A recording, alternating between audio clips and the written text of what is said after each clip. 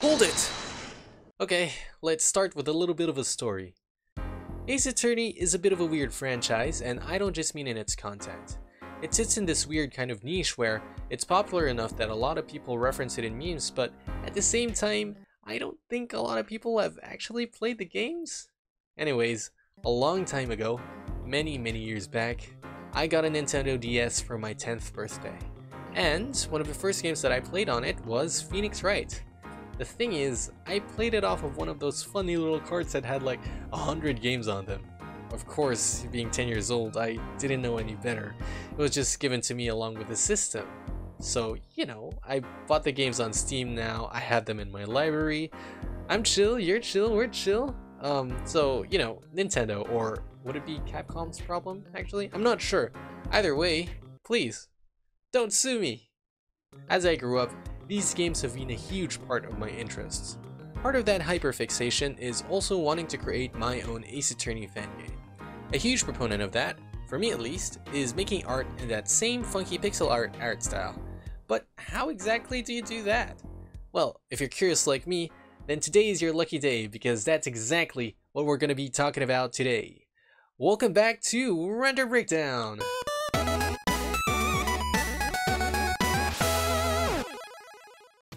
Welcome to another episode of Render Breakdown, a show where we take popular video game artworks, break down its art style, then try our best to replicate it in the end. I'm your host, Tom McClock, but you can also just call me Tom, so you know, we can keep things casual and everything.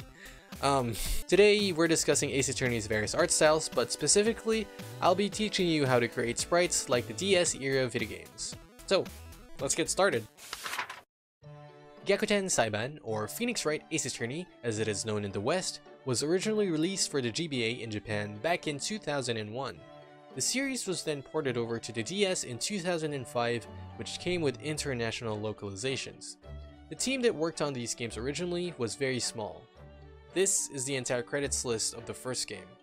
Unlike with previous episodes, I can't do an artist spotlight on just one person, so we'll just do multiple. Kumiko Suikane is responsible for Phoenix and Edward's character design, and she developed the rest of the characters and all of the art for the first game alongside Tatsuro Iwamoto. Iwamoto served as the art director for several of the GBA and DS era Ace Attorney games. I'd also like to highlight Kazuya Nuri, who was the primary character designer for Apollo Justice Ace Attorney and the art director for the great Ace Attorney games. It may not seem like it, but Ace Attorney is at least 2 decades old now.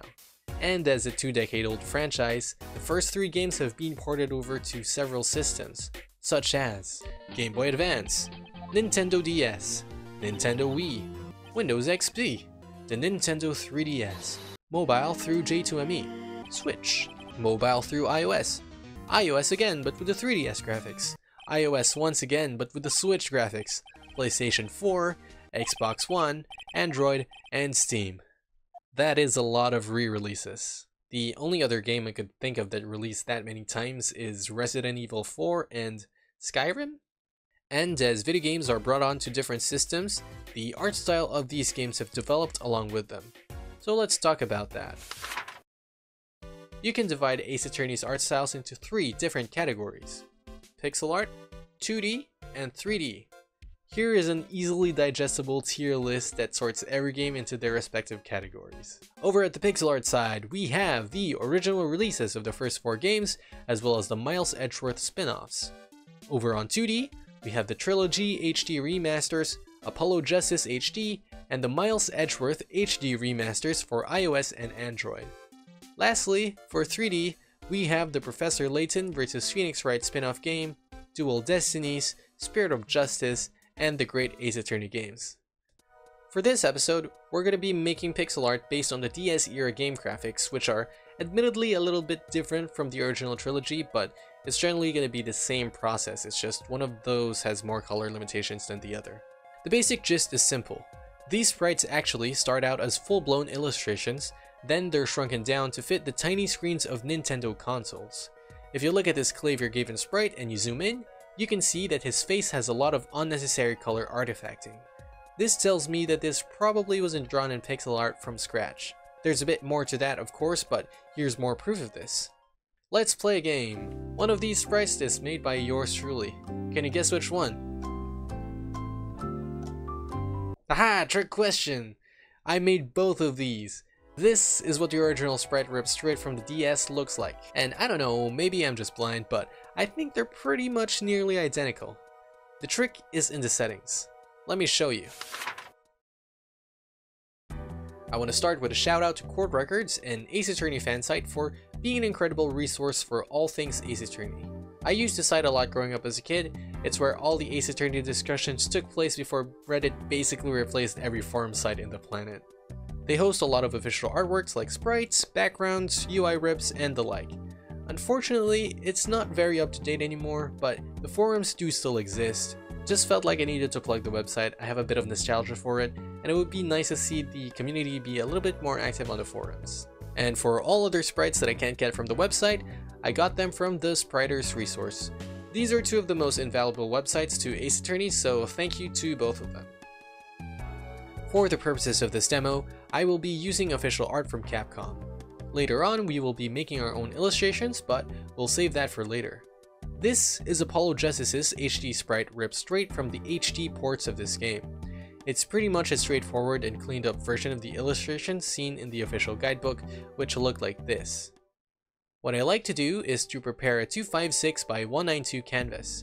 This is the Nintendo DS native resolution. I'm going to paste an in-game screenshot here as a guide. Now, I'm gonna blow up the image to 10 times its size. The reason we're doing this is so that we can overlay the HD sprite over this, moving and resizing is necessary to match the pixel art. Alright, the next step is resizing the images back down to the DS resolution. Now, the key here is in the interpolation. Make sure to set it to bilinear, otherwise there would be some weird sharpening artifacts happening along the edges of the line art. You see this comparison? I don't really understand the exact science behind it, but basically, bilinear is what looks best.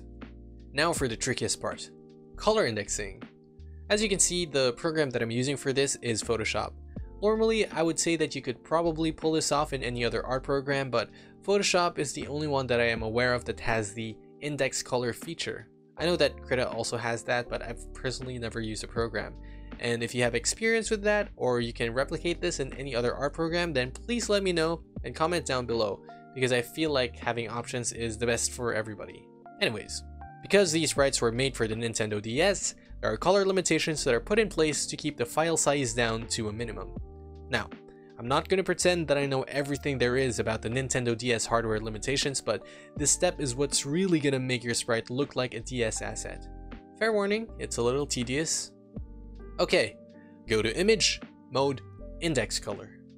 On the Colors section, write any number from around 25 to 45.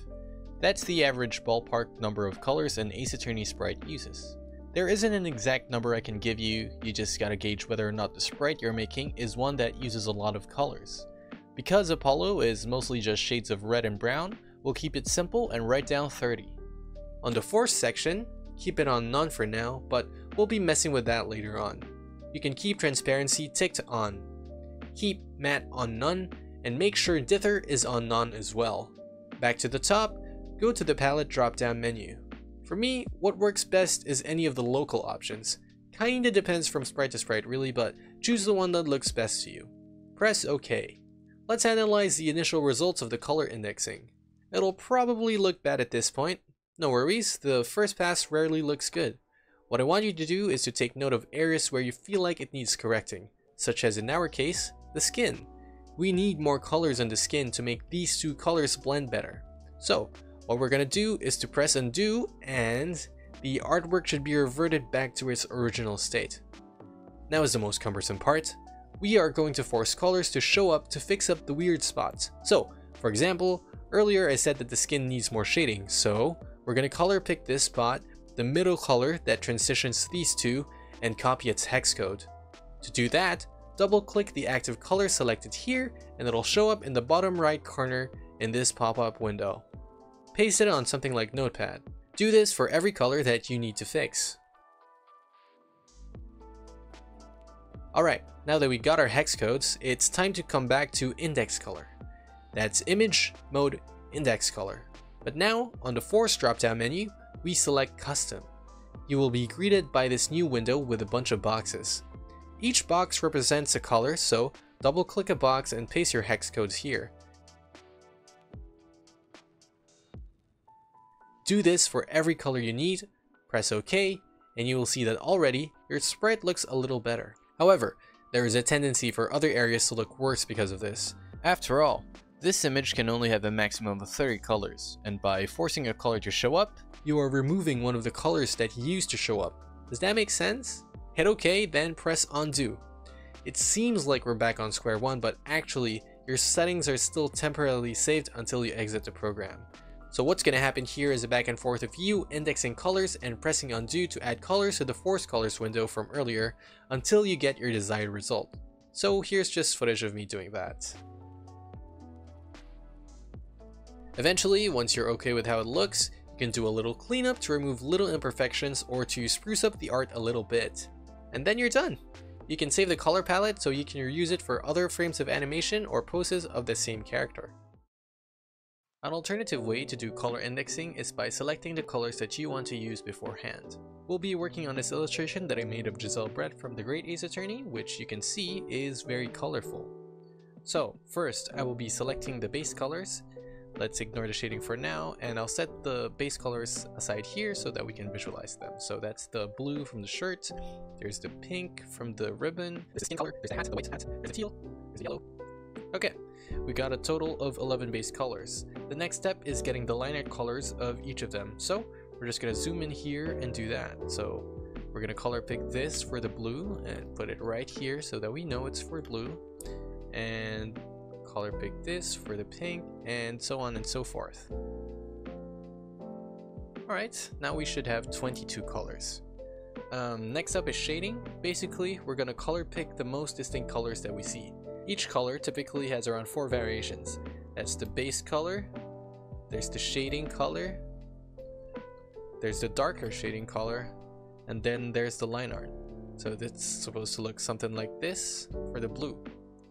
And for the hat, that would be the base color here, the shading color, the darker color, and the line art, which is this one. Sometimes I like to add a 5th color, which is the transition color between the base color and the shading color. So for example, if it's for the blue here, it's gonna be this color.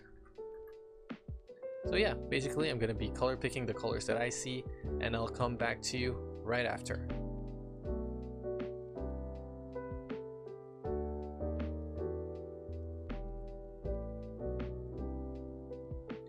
Alright, we got our colors, and let's do a quick color count right here. That's 1, 2, 3, 4, 5. We've got a total of 38 colors, and I think that it's enough for us to plug it in our index color later on. Whew, that was a bit of a mouthful. I hope that process made sense, and it was honestly kind of difficult trying to put it into words, but if you have any more questions or anything you need to clarify, then please don't hesitate to leave a comment down below, and I will try my best to get back to you. Now we're circling back to the intro. I thought it would be fun to make a little demake of The Great Ace Attorney, a game that originally released for the 3DS, and conceptualize it as if it was released for the Nintendo DS. So, for this demonstration, I will be demaking Ryunosuke, the ancestor of Phoenix Wright. The first thing I will be doing is actually redrawing one of his 3D poses into 2D. It's a fairly straightforward process, drawing an anime man, and full disclosure, for the purposes of this demo, I did trace the 3D model in order to make the sketch for the 2D pose. I wouldn't always recommend it because tracing a 3D model exactly as it is can make the pose look a little stiff. Something to take note of here is that you also need to color the line art. Otherwise, if you don't, the pixel art will also have black outlines, and that doesn't look good. Then, from here on out, it's just the same process that I described earlier. We shrink the illustration down to the DS native resolution, and then we do our color indexing process. You can see that I do a bit of back and forth. I always compare what the sprite looks like with the official one so that I can adjust it to look more uniform with the official art style. After a bit of back and forth and some little sprucing up, this is what I ended up with. Now for the fun part. My goal for this episode is to recreate a scene in The Great Ace Attorney where Ryunosuke shouts Objection for the first time, as if it was running on the DS hardware. Originally, I wanted to actually make a playable NDS demo using DS Game Maker, a program that allows you to make simple DS games, but ultimately, because of time and effort reasons, decided against it. Instead, I learned how to use After Effects and made everything there, making sure it looks as authentic as possible. I commissioned my friend Dialga22239 to make a rendition of the tracks heard in the scene using the DS sound library, and I really liked how they turned out, so big shout out to her. Lastly, I got the great Ace Attorney DS textbox UI off of the Court Records forums from a user named FieryExplosion, so thank you to them as well. And with all the assets that we have now combined together, this is what we ended up with.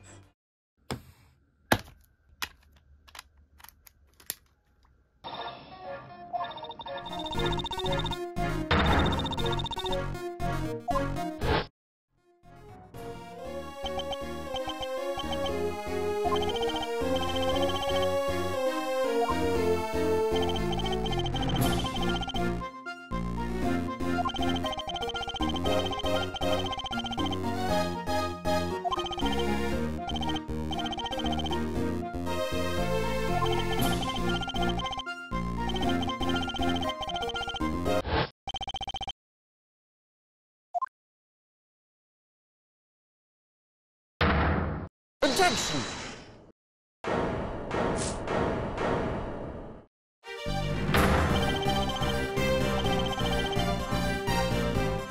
The final thing to do is to post this on social media sites and have the audience be our judge and jury.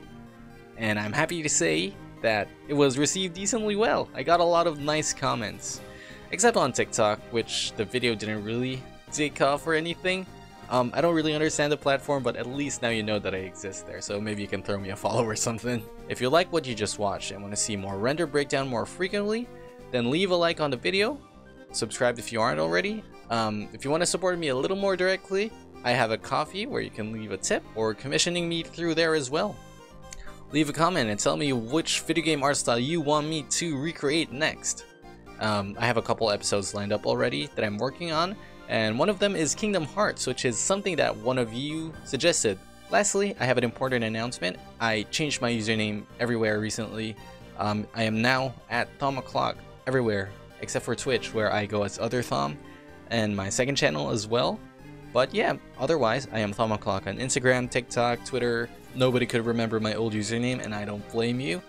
Yeah, so it's for the best. I will be rolling the credits now. You can stick around if you want. I will still be talking there.